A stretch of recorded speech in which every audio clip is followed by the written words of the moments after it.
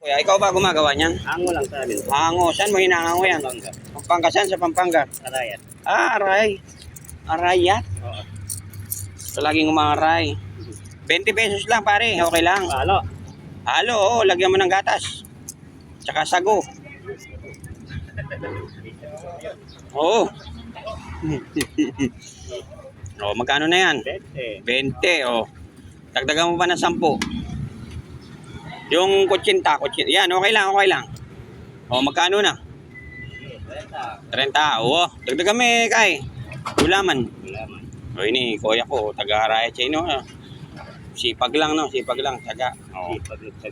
Sipag at tsaga, pinaglaga. Yayaman. Ayan, yayaman din, ha?